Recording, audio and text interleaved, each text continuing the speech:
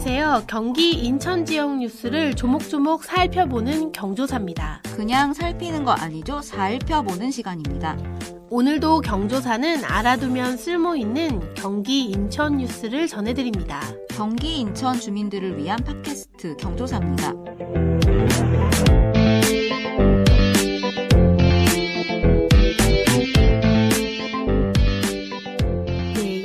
네, 2주가 조금 지났죠? 네. 죄송합니다. 2주간의 경기 인천 소식을 전해드리는 요즘 우리 동네는입니다. 제가 지난번에 재외동포청 관련 기사를 소개해드린 적 있어요. 근데 지난 8일이죠. 재외동포청의 본청이 드디어 인천으로 확정됐다는 기쁜 소식입니다. 네, 정말 기쁜 일이네요. 인천시하고 이제 시민분들이 사실 굉장히 적극적으로 유치 활동을 펼쳤었잖아요. 그게 굉장히 기억이 나는데요. 네, 맞아요. 물론 다른 후보지들도 있었지만 인천시뿐 아니라 인천 내에 있는 지역사회, 그러니까 시민들이 굉장히 적극적으로 유치 활동을 펼쳤어요. 오죽하면은 인천 내에 있는 전통시장에 맞아요. 재외동포청은 인천에 설치돼야 한다는 그런 플랜카드도 걸렸으니까요. 정부가 재외동포청이 다음 달 초에 출범을 해야 하거든요. 이 재외동포청의 본청은 인천에 설치를 하기로 최종 확정을 했는데요. 현재 750만 명의 재외동포들을 위한 정책과 사업을 전담하고 또 이걸 총괄하는 외교부 산하의 사실상 첫 청급 기관이고 굉장히 큰 거예요. 네네.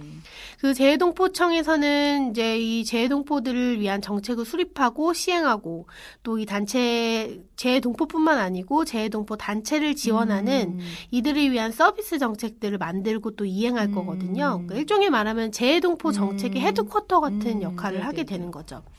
특히 정부가 직접 나서서 국외에 거주 중인 한인 동포들을 위한 첫 중앙행정기관을 설립하는 거라서 그 의미가 굉장히 큽니다. 네, 인천이 사실은 또 우리 이민 역사의 최초고 아픈 이민사의 시작점이기 때문에 이게 그 의미가 남다를 것 같습니다. 네, 맞아요. 근데 아까 본청은 인천이라고 몇 번 말씀을 하셨는데 이게 서울 광화문에도 기관을 나눠서 둔다는 얘기를 들었어요. 이거는 어떤 건가요? 네, 그러니까 재외동포 서비스 지원센터를 서울 광화문에 두는 건데요. 지원센터는 말 그대로 통합민원실 같은 성격이에요. 네네. 아무래도 재외동포분들이 이제 인천공항을 통해 인천에 와서 한국을 방문을 하게 되면 서울에 체류하시는 경우가 좀 많잖아요. 거기서 사물을 보시는 경우가 많은데 그 편의성을 고려해서 지원센터는 서울 광화문에도 두거든요.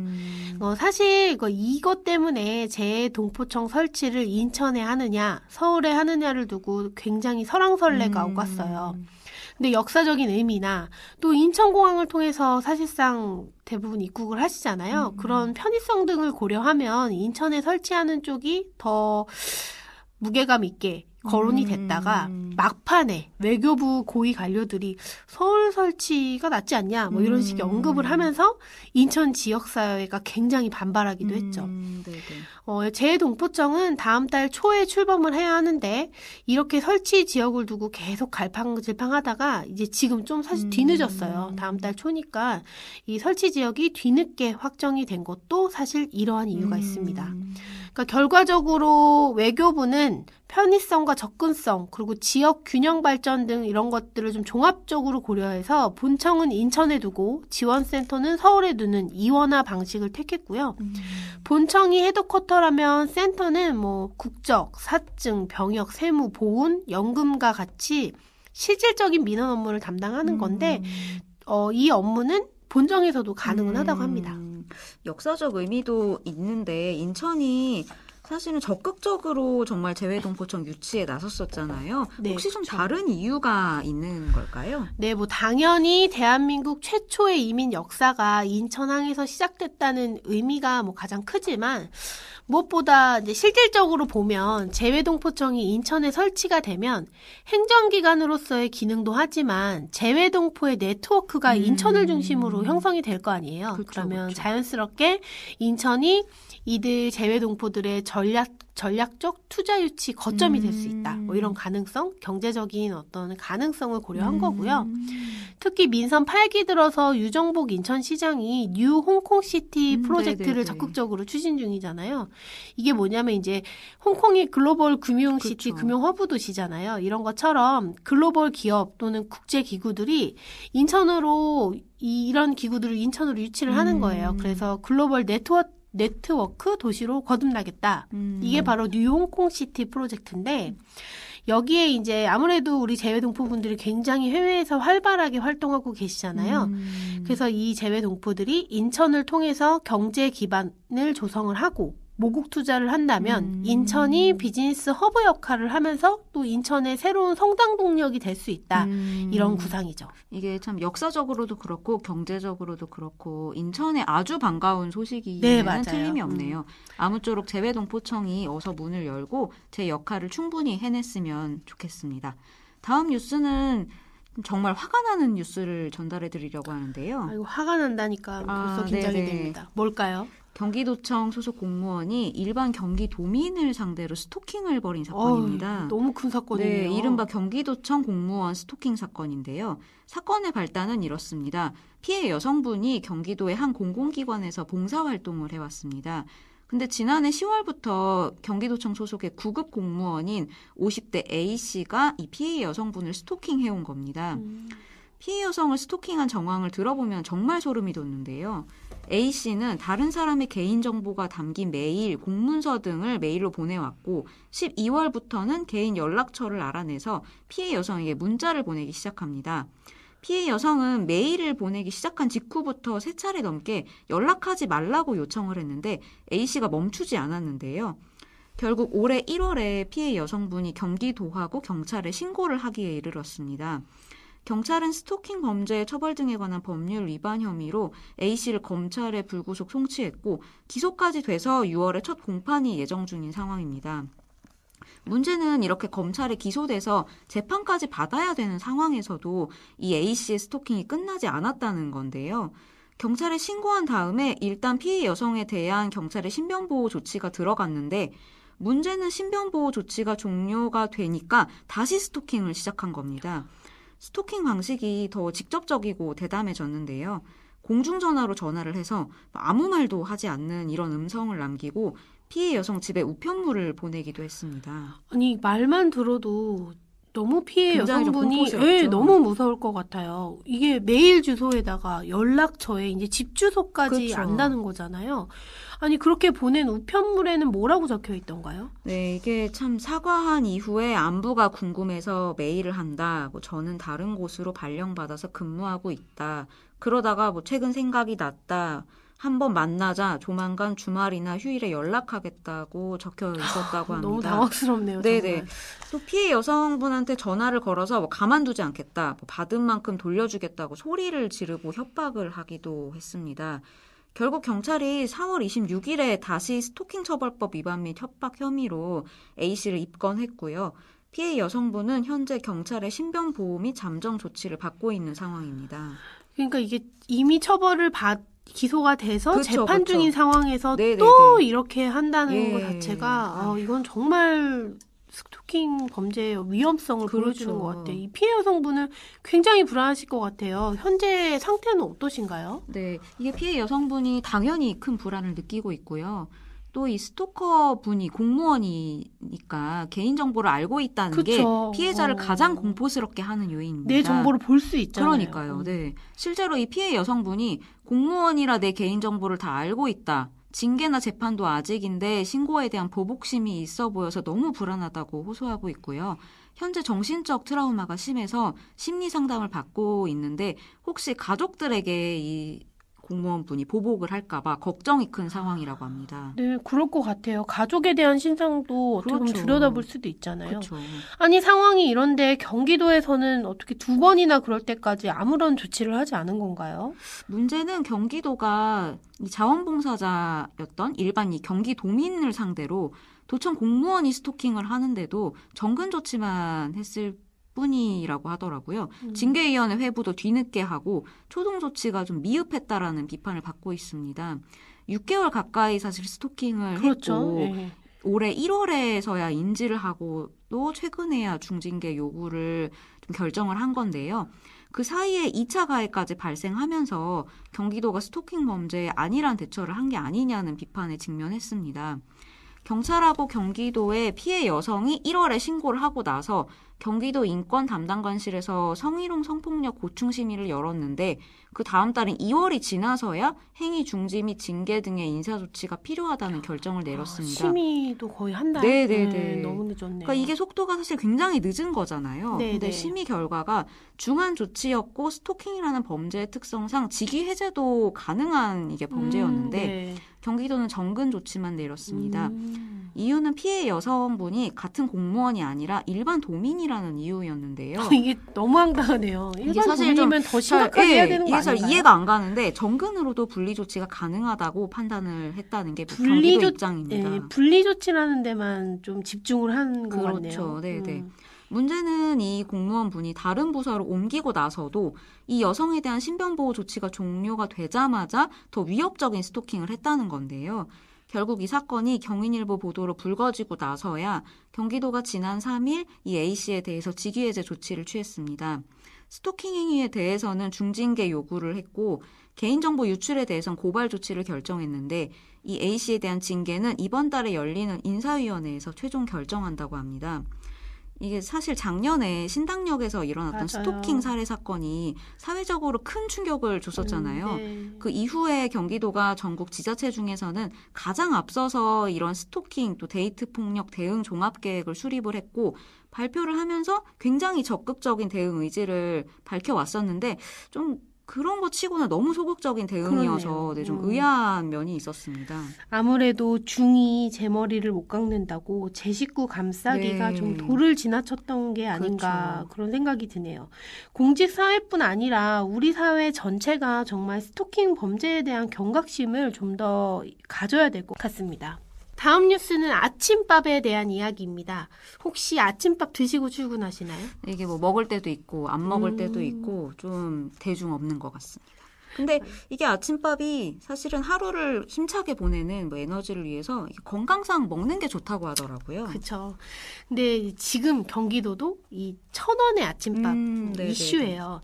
그러니까 발단은 경기도 내 일부 대학들에서 재학생들을 상대로 아침 식사를 1,000원에 판매하는 이른바 1,000원의 아침밥 이런 제도를 시행을 했는데 너무 반응이 좋은 거예요. 그래서 이게 아름아름 대학들을 중심으로 퍼져나갔는데 경기도 의회가 아예 이렇게 할 바엔 경기도가 지원해서 아침밥을 주자. 뭐 이런 조례를 제정하자. 뭐 이러면서 일이 좀 커졌습니다. 그러니까 1,000원의 아침밥이라는 사업 자체는 2017년부터 시작된 좀 오래된 정부 사업이에요. 근데 이제 그 대학생이 아침 식사 한 끼에 1,000원을 내면 정부가 1,000원을 지원하고 나머지 이제 부족한 비용을 대학이 자율부담하는 그런 형태인데 사실 지금까지는 참여 대학도 별로 없었고 그렇게 뭐 수요자층에서 큰 호응도 받지 못했다가 최근 이 고물가 시대가 됐잖아요. 너무 비싸. 그렇죠. 밥 한 끼가 뭐 네네. 거의 10,000원 맞아요. 넘어가는 게 수두룩하니까 대학생들 부담이 굉장히 커졌고 이거를 시행하는 대학들도 이 반응이 너무 좋고 그 대학생들 사이에서는 오픈런이라고 부를 정도로 인기가 좋아졌대요. 그래서 대학들이 조금 사업에 참여하려는 비중이 높아진 거예요. 이렇게 반응이 좋으니까 아예 경기도 의회 이제 국민의힘에서는 아침밥 사업을 경기도 내 모든 대학으로 전면 확대하자 이렇게 말하고 나선 겁니다. 아무래도 학생들이 이게 고물가 상황 때문에 주머니 사정이 그렇죠. 안 좋다 보니까 예. 아침밥을 단돈 1,000원에 사실 든든하게 그럼요. 먹을 수 있다면은 굉장히 좋을 것 같은데 문제는 좀 대학을 안 다니는 청년들도 그렇죠. 있잖아요. 좀 소외감을 느낄 것 같은데요. 네, 바로 그 지점이 1,000원의 아침밥 사업을 논란의 중심에 서게 했는데요. 1,000원의 아침밥 뉴스가 일파만파 커지니까 대학생만 청년이냐 이런 그렇죠. 불만이 나오기 시작한 거예요. 또 대학생 중에서도 이게 이제 기숙사에 있는 보통 학생들, 그렇죠. 학교 근처에서 자취하는 학생들은 뭐 식당에 일찍 가서 먹을 수 있지만 집에서 다니는 학생들은 그 시간대를 맞추기가 좀 어렵거든요. 그렇죠. 그리고 또 대학생이 아닌 직장을 다니거나 그 학교 밖 청년들은 아니 왜 똑같은 청년인데 우리는 아침밥 지원을 못 받냐 이런 목소리가 나오는 겁니다. 그러니까 이번에는 경기도 의회 더불어민주당에서 그럼 18세에서 34세 청년 노동자와 고3 학생까지 확대하자 이런 제안을 한 겁니다. 이게 뭔가 일이 굉장히 커지는 느낌인데요. 점점 커지고 있죠. 네. 그래서 1,000원의 아침밥 사업이 이렇게 좀 많이 좀 진행이 되는 건가요? 일단 도의회에서 워낙 야심차게 밀고 있어서 지난달에 경기도 의회 이제 여야와 그 경기도가 1,000원의 아침밥 정책 확대에 공감대를 일단 형성은 했고 경기 지역 대학의 참여율 자체를 좀 높이기 위해서 일단 도 예산을 좀 투입하자. 그래서 확대를 하자는 데에는 잠정적으로 합의를 했습니다. 현재 도내 대학 중에서 1,000원의 아침밥을 운영하는 곳은 카톨릭대, 경희대 국제캠퍼스, 신한대, 한국공학대, 한국폴리텍대, 화성의과학대 등 6개거든요. 근데 이게 이제 전체 8%밖에 안 돼요. 도내 대학에. 그래서 이거를 좀 전체로 확대해 나가자. 이런 데는 의견을 모았고요. 근데 이제 문제는 직장을 다니는 청년에게 이제 아침밥을 제공하는 거에 대해서는 향후 예산 추계 등 좀 현황을 보고 결정하자 하고 잠시 미뤘어요. 왜냐면 직장을 다니는 청년한테 도대체 구체적으로 그렇죠. 어떻게 식사를 제공하겠다 맞아요. 이런 방안이 쉽게 나오지 않았거든요. 그렇죠. 대학은 장소가 굉장히 명확하잖아요. 구내 식당이 있고. 네네네. 근데 도내 중소 벤처 기업들의 경우에 집합 장소도 좀 분명하지 그렇죠. 않고 네. 어떤 식으로 제공해야 할지도 방법도 만만치 않은 데다가 문제는 막대한 예산이 사실은 가장 큰 걸림돌이죠. 도내 중소 및 벤처 기업이 한 2만 개 거의 가깝거든요. 네네네. 이 중에 근무 중인 그 18세에서 34세 청년이 22만 6천 명이에요. 네네. 이 중에서 20%한테만 제공해도 110억 정도의 네네네. 예산이 들어가는 겁니다. 무엇보다 이 사업의 형태가 대학이 자율부담을 하잖아요. 그러니까 부담금이 있는 그렇죠. 거예요. 그러면 중소기업들도 비용 부담을 해야 할 수도 네네네네. 있거든요. 이 때문에 중소기업들에서는 이게 포퓰리즘 아니냐 이렇게 난색을 표하고 있어요. 그리고 이미 상당수 중소기업들이 식대를 그렇죠. 지급하거나 이런 어떤 식사나 이런 것들 제공하고 있는데 그리고 제공하고 있는데 이러면 중복 지원이 될 수도 그렇죠. 있고 또 처음에는 도에서 예산 지원을 하다가 나중에 예산 없다고 네네네. 끊어버리면 그럴 수 있죠. 주다가 안 줄 수는 없잖아요. 네네네. 그러니까 결국 모든 기업들이 모두 이거를 기업들이 나중에는 부담해야 되는 거 아니냐라는 좀 그런 부분 때문에 난색을 표하고 있고요. 또 기업 입장에서는 이게 또 청년들만 다니는 회사는 아니잖아요. 그렇죠. 그러면 청년들한테만 아침밥을 주고 청년 외의 근로자들을 안 주면 그것 또한 기업 입장에서는 박탈감을 느끼게 할 수 있다. 이런 상황을 고려하지 않을 수가 없는 거죠. 네. 이게 참 1,000원의 아침밥이 예전에 그 학교 무상급식 예, 그 논란하고 맞아요. 비슷한 양상이 좀 돼가는 것 같은데요. 계속 지켜보도록 하겠습니다.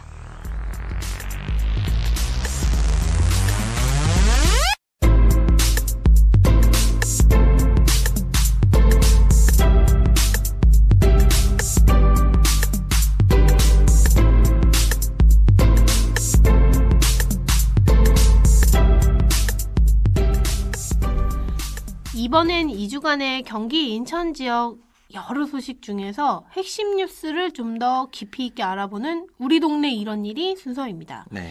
예, 저희 경조사에서 지난 6화 방송이었죠. 인천 미추홀구 전세 사기 사건을 좀 자세히 브리핑해 드렸었어요. 네.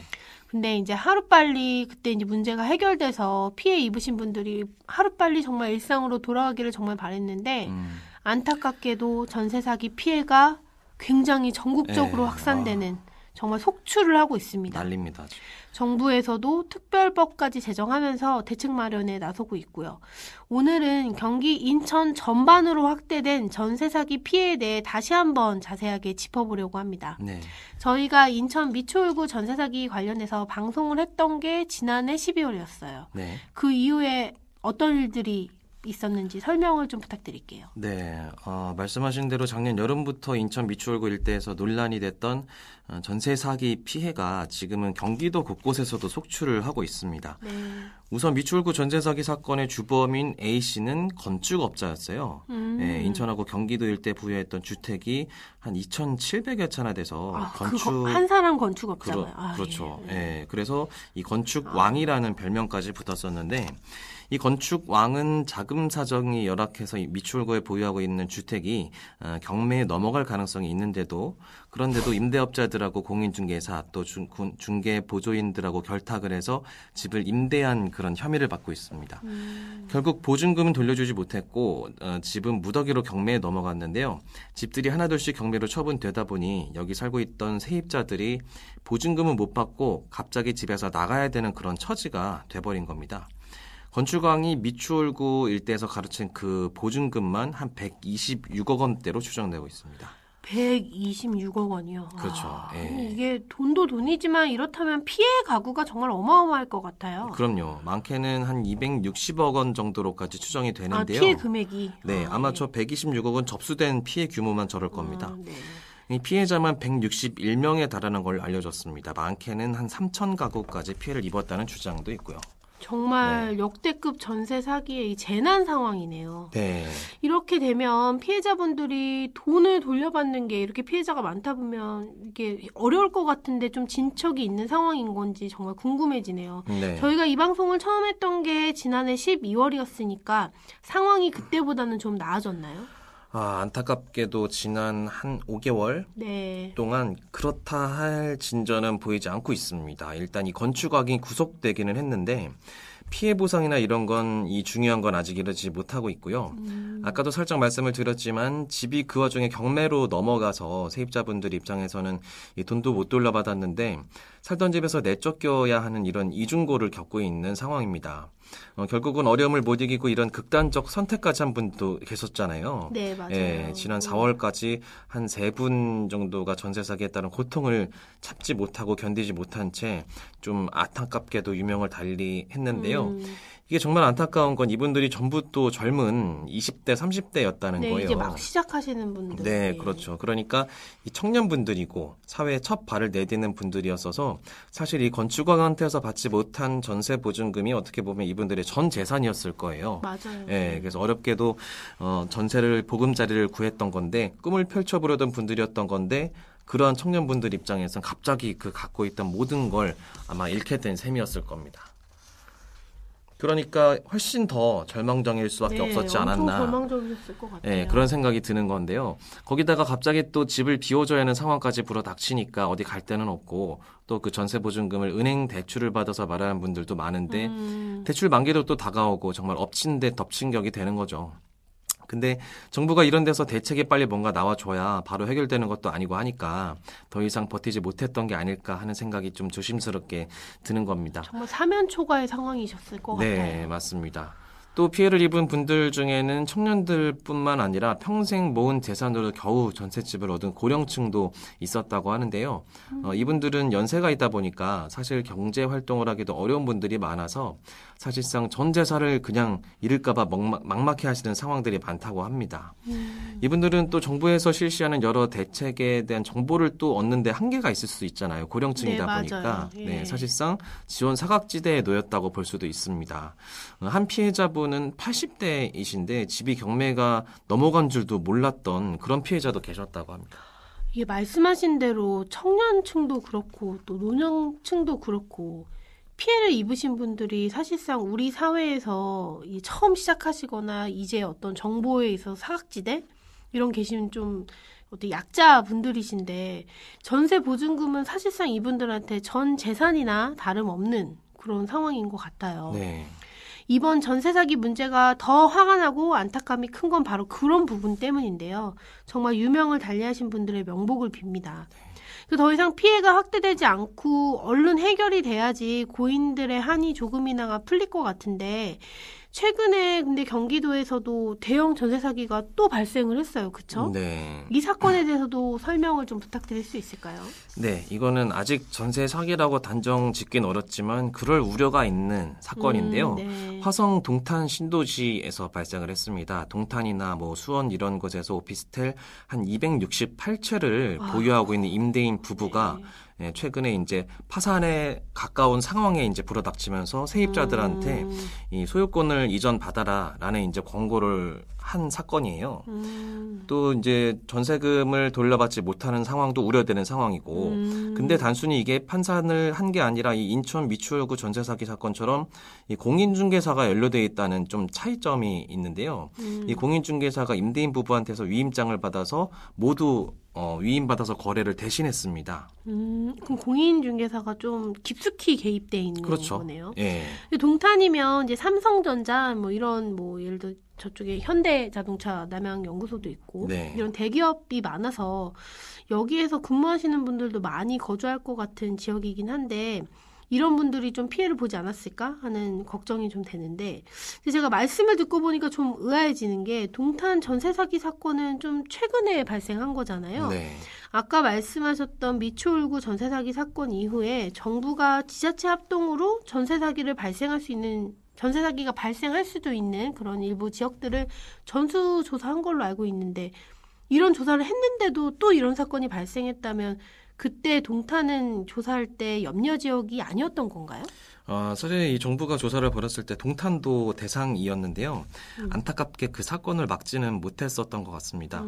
아마 이번에 논란이 됐던 그 공인중개사도 그 조사 대상이었던 걸로 아마 추정이 되는데 조사가 시작되고 한 달 정도 지난 후에 그 공인중개사가 자기의 그 공인중개 사무소를 폐업하고 세입자분들하고도 좀 연락을 끊은 걸로 보이고 있습니다. 그리고 얼마 안 있다가 이번에 사건이 이렇게 수면 위로 드러나게 된 건데 거기다가 정부 점검 대상에서 이번 사건의 임대인 부분은 또 빠져 있었어요. 네, 이런 사건을 막으려고 정부가 대대적 조사를 했는데도 불구하고 결과적으로는 좀 예방하지 못했던 결과를 낳은 겁니다. 네. 동탄에서는 방금 말씀드린 그 파산 우려가 있는 부부 말고 오피스텔 43채를 갖고 있는 또 다른 임대인이 또 있는데 여기에도 세입자분들이 그 해당 임대인을 경찰에 고소한 상태여서 수사가 진행되고 있습니다. 경찰에서는 이 피해를 주장하는 임차인들이 계속 늘면서 원래는 화성 동탄서에서 수사를 시작했다가 지금 그 규모나 이 이슈 때문에 경기 남부경찰청으로 사건이 옮겨져서 수사가 진행되는 상황입니다. 수사가 확대됐네요. 네, 관건은 전세금을 반환할 의사가 없었거나 돈을 돌려줄 능력이 없었는데도 계속 임대 계약을 한 건지 그 사기 혐의를 적용을 제대로 할 수 있을지를 지금 경찰이 계속 살피고 있습니다.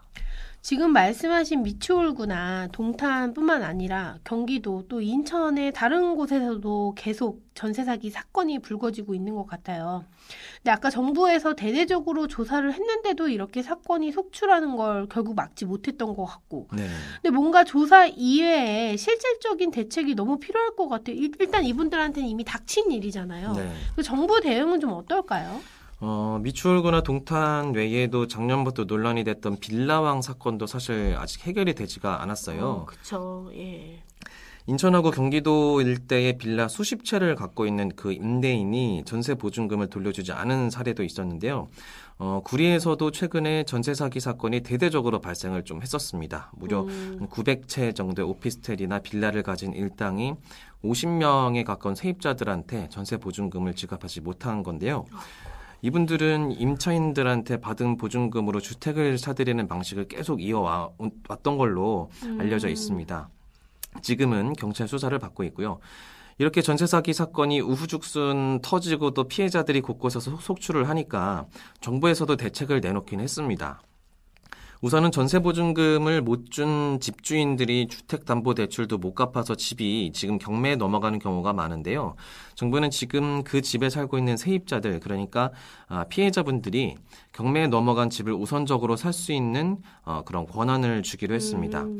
그리고 당장 그 집을 매매할 돈이 없는 피해자들이 많으니까 정부가 한 4억 원 한도 내에선 자금 전액을 저리로 대출받을 수 있도록 했고요. 만약에 피해자가 집을 구매하길 원하지 않으면 LH가 주택을 사서 피해자에게 임대해주는 게 대책의 또 핵심이기도 합니다.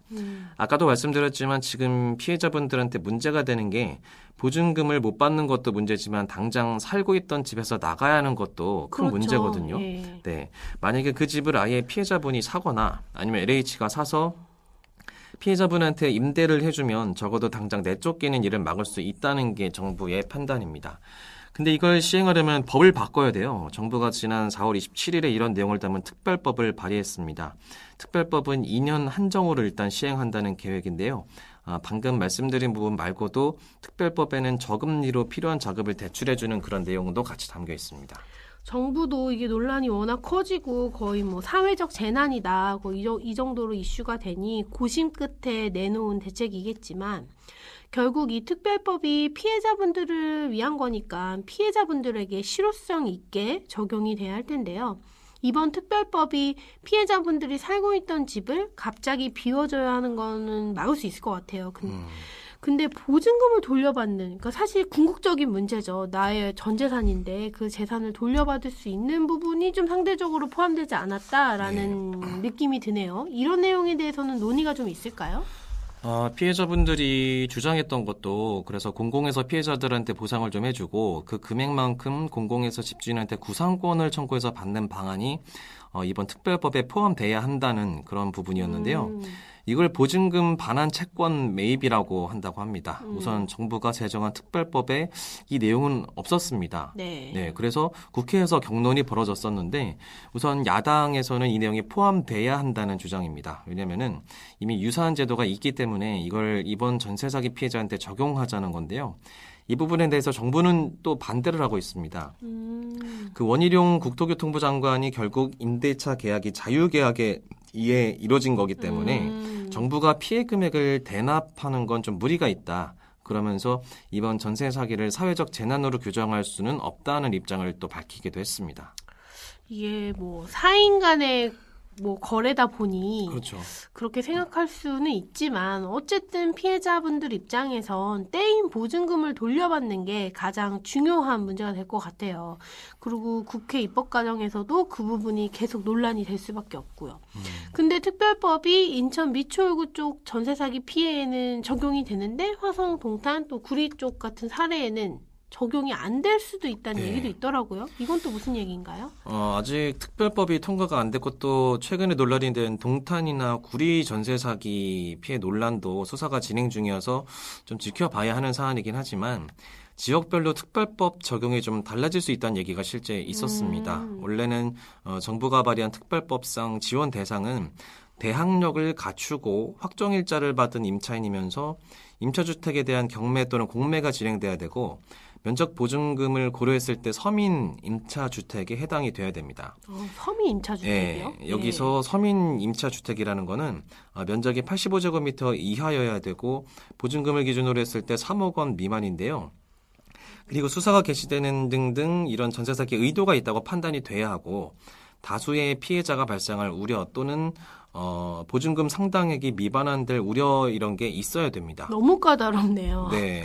그런데 대상이 협소하다는 그래서 지적이 나와서 완화하기로 했다고 하는데요. 뭐 예를 들면 주택보증금 같은 경우도 최대 4억 5천만 원까지로 범위를 넓히고 그리고 수사가 개시되지 않아도 임대인이 기망행위를 한 게 인정되면 지원을 받을 수 있도록 했는데요. 동탄이나 구리 전세 사기 피해 사건 같은 경우는 미추홀구하고는 좀 다르게 주택의 선순위 근저당권이 설정되어 있지 않아서 상황이 미추홀구 사례하고 좀 다른 사례로 판단될 여지가 있었는데 이번에 특별법 대상을 완화하는 게 논의되면서 다 같이 그 지원 대상에 포함될 가능성이 좀 생기고 있는 상황입니다. 최근에 전세 사기 피해 논란이 워낙 경기, 인천 곳곳에서 터지다 보니까 지금 전세 피해 지원센터에도 상담이 수백 건 밀려 있다고 하네요. 이번 일이 사회적 재난인지 이걸 국가에서 나서서 지원을 해야 하는지 여부를 두고도 사실 찬반 양론이 굉장히 치열한 상황이지만 무엇보다 많은 분들이 고통을 받고 있는 일임에는 분명합니다. 그렇죠. 이번 피해가 다시는 발생하지 않고 또 피해를 입은 분들이 하루빨리 고통에서 벗어나 일상을 회복할 수 있으면 좋겠습니다. 오늘은 지난 6화 방송에 이어서 현재 경기 인천 전역을 뒤흔들고 있는 전세 사기 피해 논란에 대해 살펴봤습니다. 고생하셨습니다. 고생하셨습니다.